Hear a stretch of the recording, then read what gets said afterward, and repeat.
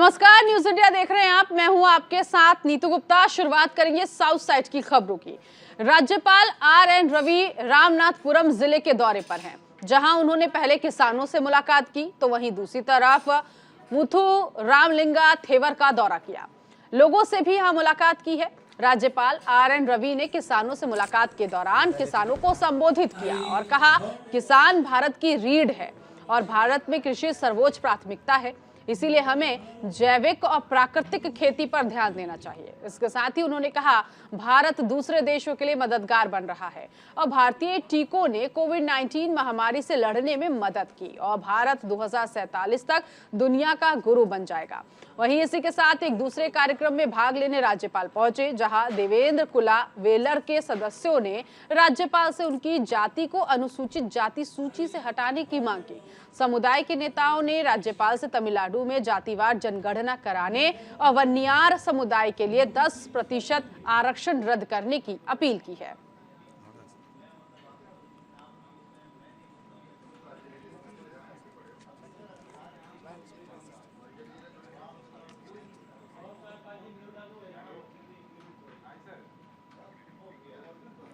पुडुचेरी की उपराज्यपाल डॉक्टर तमिलसाई सुंदरराजन ने राजनिवास में इफ्तार पार्टी का आयोजन किया। इस कार्यक्रम में कई दिग्गज शामिल हुए। कार्यक्रम में खुशी जाहिर करते हुए एलजी तमिलसाई ने कहा, इस तरह के कार्यक्रम समाज में भाईचारे को बढ़ावा देते हैं। उन्होंने इफ्तार कार्यक्रम के दौरान समाज में शांति और भाईचारे की अपील लोगों से की है और कहा है, हम सबका दायित्व है कि समाज के शांति और विकास के लिए मिलकर काम करें। इस तरह के कार्यक्रम समाज में सद्भाव बढ़ाने और एकजुट होने में मदद करते हैं।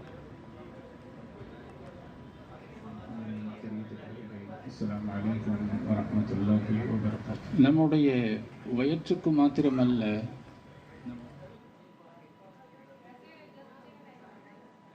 सीएम पिनराई विजयन ने खेल को बढ़ावा देने के लिए एक पंचायत एक खेल का मैदान परियोजना का उद्घाटन किया। परियोजना के तहत पहले खेल के मैदान पर काम तिरुवनंतपुरम में शुरू हुआ। सीएम पिनराई ने कहा, आदर्श रूप से राज्य के प्रत्येक वार्ड में एक खेल का मैदान होना चाहिए। उन्होंने लोगों को संबोधित करते हुए कहा, यह जरूरी है कि बच्चों के घर के पास एक खेल का मैदान हो। शारीरिक फिटनेस बनाए रखना जरूरी है। सभी उम्र के लोगों को अपने क्षेत्र में खेल के मैदानों का उपयोग करना चाहिए। युवाओं को खेल कूद से जुड़ी गतिविधियों में भागीदार बनकर नशे की लत से दूर रहना चाहिए। आइए जानते हैं एक पंचायत एक खेल का मैदान को लेकर सरकार की योजना क्या है, जो कि एक तरफ हम आपको बता भी रहे हैं। एक पंचायत एक खेल का मैदान, जिसमें स्थानीय स्तर पर गुणवत्ता वाले स्टेडियम का निर्माण करना है। प्रथम चरण के लिए 113 पंचायतों को स्वीकृति मिल चुकी है। फिटनेस सेंटर के साथ एक खेल का मैदान विकसित करने की योजना, जिसका उपयोग सभी उम्र के लोग कर सकते हैं। उम्र कोई भी हो, खेल को बढ़ावा देने के लिए इस मैदान की परियोजना का शुभारंभ हो रहा है, जिसकी लागत करीब 1 करोड़ बताई जा रही है।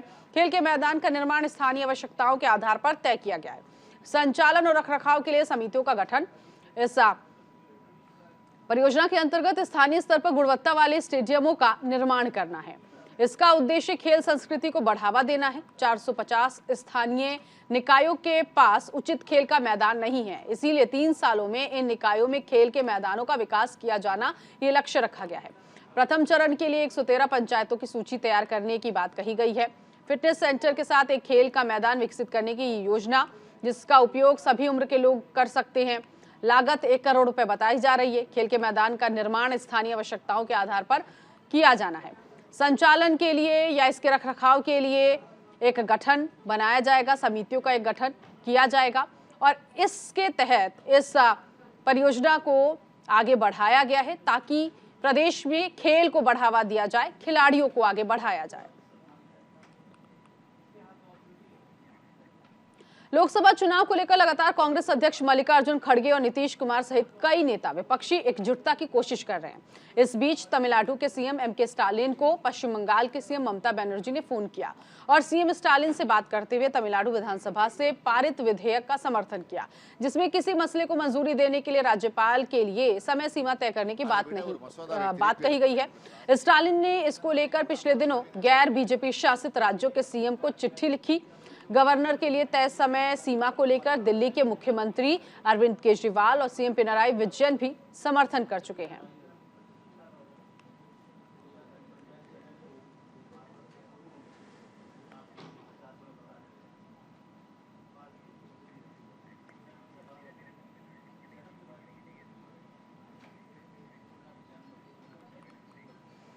कर्नाटक विधानसभा चुनाव को लेकर बीजेपी और कांग्रेस ने अपनी तैयारियां तेज कर दी हैं। उन्होंने उम्मीदवारों की लिस्ट जारी कर दी।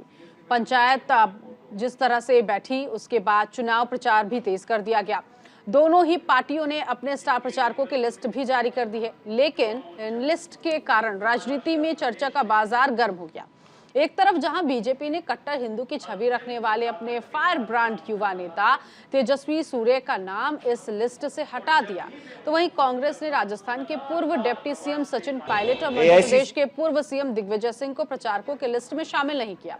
दोनों पार्टियों के इस एक्शन के अब कई मायने निकाले जा रहे हैं।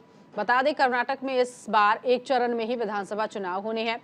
224 विधानसभा सीटों के लिए 10 मई को वोटिंग होगी, 13 मई को नतीजे आएंगे।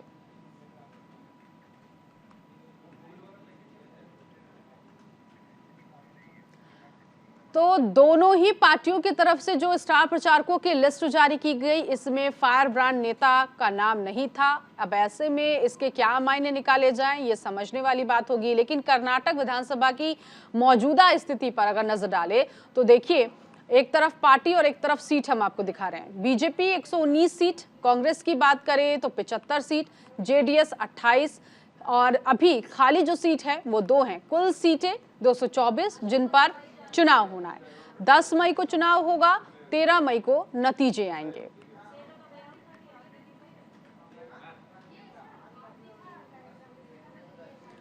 उधर कर्नाटक में चुनाव को लेकर जोर आजमाइश शुरू हो चुकी है। आरोप प्रत्यारोप का दौर भी चल रहा है। जहां कांग्रेस अपनी जीत को लेकर बड़े दावे कर रही है, तो वहीं बीजेपी कांग्रेस पर तंज कसती नजर आ रही है। बीजेपी की जीत को लेकर और कांग्रेस के दावे पर केंद्रीय मंत्री प्रहलाद जोशी ने क्या कुछ कहा है, सुनवाएंगे। उसके लिए लोग मोदी जी को लोग भगवान के स्वरूप में देखते हैं। तो हम नहीं कह रहे मोदी जी भगवान है, लोग उनके भगवान के रूप में देखते हैं। और जो कुछ भी उन लोगों ने बात किया है मोदी जी के खिलाफ 2014 में, 2019 में, 2018 में, उसके लिए लोग उनको एकदम बी फिटिंग रिप्लाई दिया है और आगे भी ऐसा रिप्लाई होगा। येडियुरप्पा जी बहुत बड़ा नेता है। हम कास्ट सिर्फ कास्ट के ऊपर ही नहीं करने वाले हैं। हम इसके अलावा भी हमारे जो बहुत ज्यादा प्रत्याशी लिंगायती है। उधर बीजेपी प्रत्याशी महेश तिंगिकाई ने कर्नाटक विधानसभा चुनाव के लिए नामांकन दाखिल किया। इससे पहले उन्होंने मंदिर में जाकर पूजा अर्चना की और भगवान से आशीर्वाद लिया।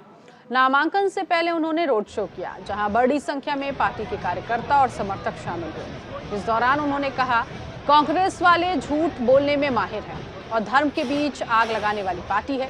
सिद्धारमैया ने कर्नाटक में आग लगाने का काम किया। पूरी दुनिया पीएम नरेंद्र मोदी को मानती है, तो इन्हें मिर्ची लग रही है। दूसरी तरफ लोगों को संबोधित करते हुए उन्होंने कहा, कर्नाटक में स्पष्ट बहुमत बीजेपी को ही मिलेगा और जनता जानती है कि उन्हें क्या करना है।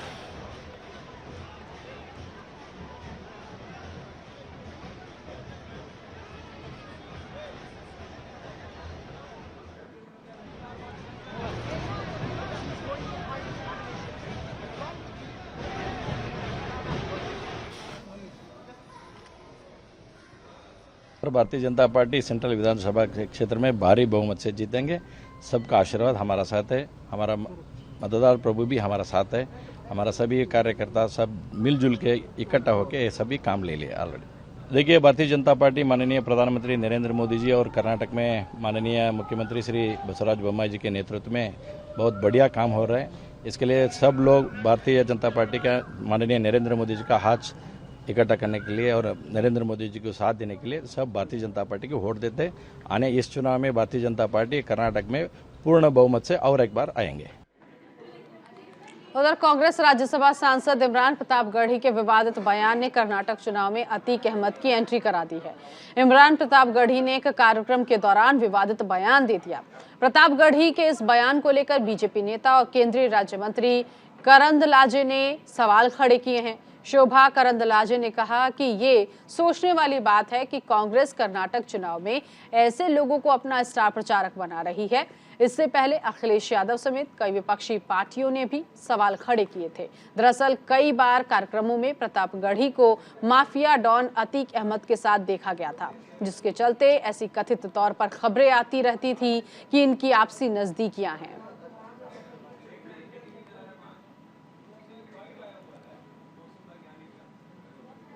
सिर काटने वाले हैं, ऐसा भाषण इमरान प्रतापगढ़िया कर्नाटक में किया था। इमरान प्रतापगढ़िया बहुत खुशी से इसका सोशल मीडिया में भी डाला है।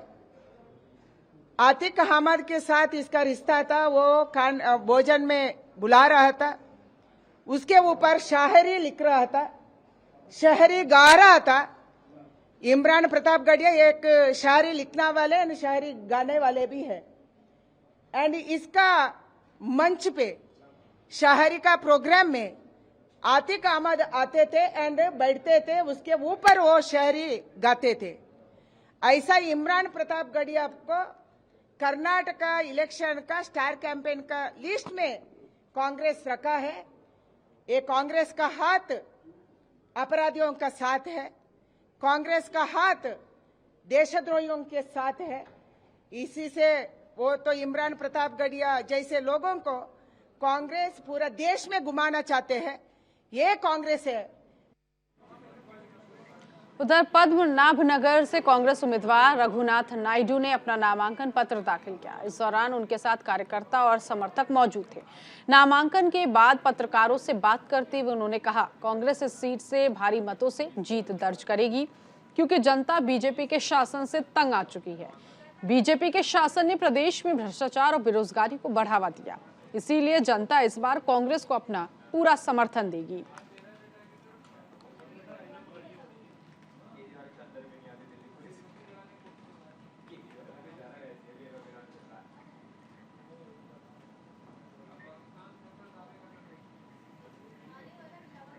अखंड श्रीनिवास मूर्ति ने निर्दलीय उम्मीदवार के रूप में अपना नामांकन दाखिल किया। कर्नाटक विधानसभा चुनाव के लिए कांग्रेस के उम्मीदवारों की किसी भी सूची में नाम नहीं होने की वजह से उन्होंने कांग्रेस से इस्तीफा दे दिया। बता दें, अखंड श्रीनिवास ने पुलकेशी नगर सीट से निर्दलीय के तौर पर अपना पर्चा दाखिल किया। मूर्ति के निर्दलीय प्रत्याशी के तौर पर नामांकन करने के बाद कांग्रेस ने इस सीट से एसी श्रीनिवास को अपना उम्मीदवार बनाया। नामांकन के बाद मूर्ति ने कहा, उन्हें विधानसभा क्षेत्र की जनता पर पूरा भरोसा है, जिन्होंने उन्हें पहले बड़े अंतर से जीत से नवाजा था। ये पूछने पर कांग्रेस ने उन्हें टिकट क्यों नहीं दिया, इस पर मूर्ति ने कहा, ये सवाल राज्य की कांग्रेस इकाई के अध्यक्ष से पूछा जाना चाहिए।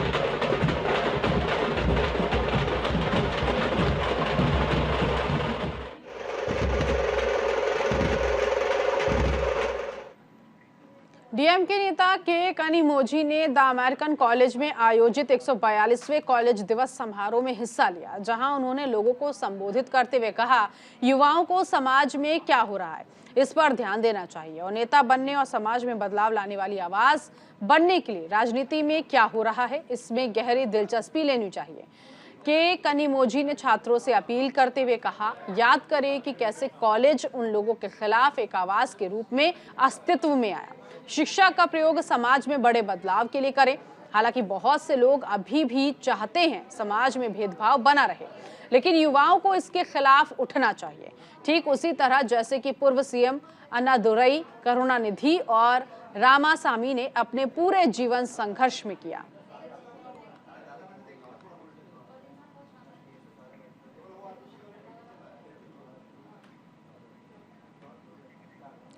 अगली खबर विशाखापट्टनम से है, जहां भारतीय रेलवे ने गंगा पुष्करालू उत्सव के लिए विशेष ट्रेन की शुरुआत की। इस दौरान बीजेपी सांसद जीवीएल नरसिम्हा राव मौजूद रहे।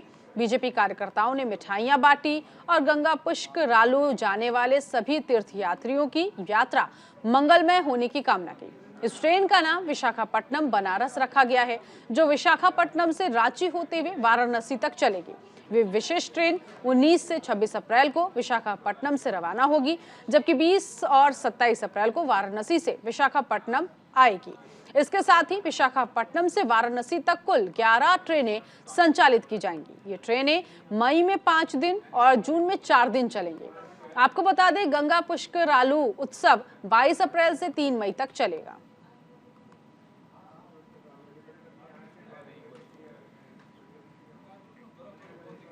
सूडान में सरकार के सैन्य और अर्धसैनिक बलों के बीच बढ़ते टकराव के चलते कई भारतीय आदिवासी यहां फंस गए, जिनको भारत सुरक्षित वापस लाने की मांग तेजी से की जा रही है। फंसे हुए भारतीयों में आदिवासी जनजाति के 31 लोग शामिल हैं।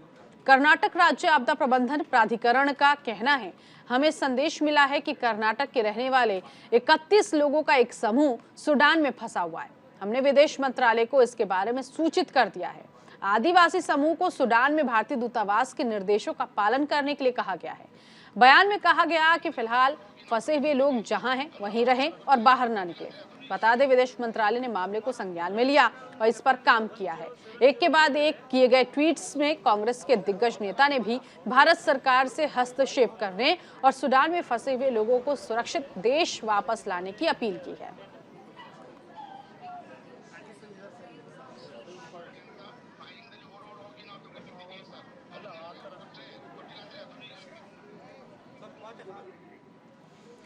रामेश्वरम में मछुआरा संघ की बैठक हुई। इस बैठक में मछुआरों ने श्रीलंका में हिरासत में लिए गए तमिलनाडु के मछुआरों को बचाने की अपील सरकार से की है।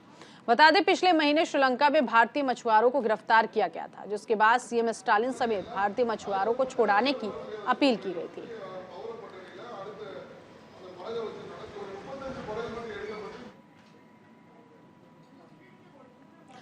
श्रीलंका से शरणार्थियों का एक परिवार भारत पहुंचा, जिसमें 3 बच्चों समेत 5 लोग शामिल हुए। शरणार्थियों का ये परिवार रामेश्वरम पहुंचा, जहां पुलिस ने इनकी पहचान श्रीलंका निवासियों के रूप में की। ये परिवार थलाई मन्नार से नाव पर सवार होकर भारत पहुंचा था। फिलहाल उन्हें पूछताछ के लिए पुलिस स्टेशन ले जाया गया। बता दें, श्रीलंका में गंभीर आर्थिक संकट के बाद से कुल 227 श्रीलंकाई नागरिक रामेश्वरम पहुंचे, जहां उन्हें मंडपम में श्रीलंकाई पुनर्वास केंद्र में रखा गया।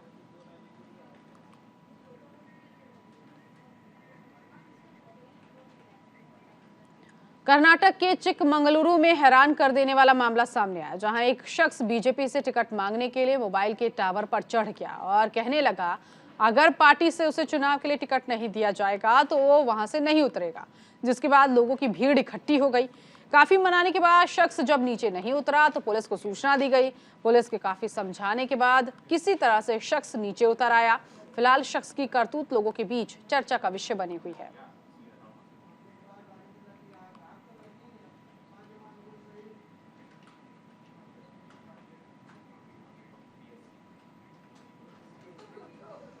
अगली खबर कर्नाटक के मैसूर से है, जहां बोम्मनहल झील के किनारे पटाखे की दुकान में अचानक आग लग गई। आग लगने के बाद दुकान के अंदर से पटाखे फूटने की आवाज आने लगी।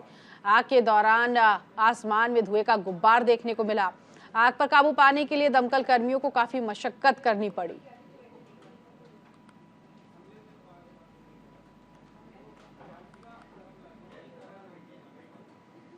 कर्नाटक विधानसभा चुनाव की तारीखों का ऐलान होने के बाद चुनाव आयोग एक्शन मोड में है। कर्नाटक के बेलगवी जिले के रामदुर्गा में पुलिस ने एक कार से तकरीबन 1,54,00,000 रुपए की नकदी बरामद की।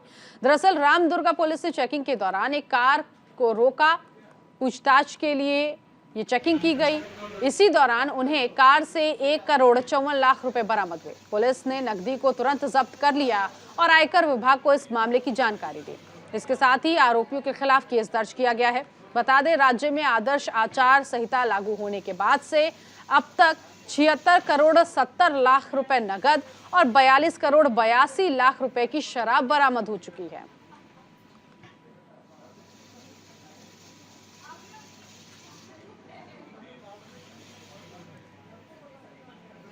अगली खबर तिरुवनंतपुरम के वेलानाडु शहर से है, जहां कुएं में गिरे भालू की मौत हो गई। दरअसल भालू को शांत कराने से पहले कुएं में जाल बिछाया गया, जिससे इंजेक्शन के बाद भालू को पानी में डूबने से बचाया जा सके। लेकिन बेहोश होने के बाद भालू जाल से फिसल गया और पानी में डूब गया। कुएं में पानी ज्यादा होने की वजह से बचावकर्मी भालू तक नहीं पहुंच पाए।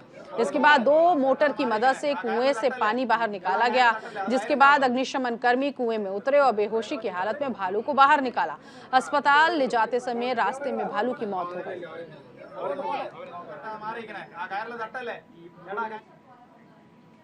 अगली खबर केरल के मलपुरम से है, जहां एक रबर प्लांटेशन के अंदर 15 फीट गहरे कुएं में एक जंगली हाथी गिर गया। इसकी खबर वन विभाग के अधिकारियों को दी गई। जानकारी के बाद मौके पर पहुंची रेस्क्यू टीम ने जेसीबी की मदद से हाथी को करीब 3 घंटे की कड़ी मशक्कत के बाद बाहर निकाला।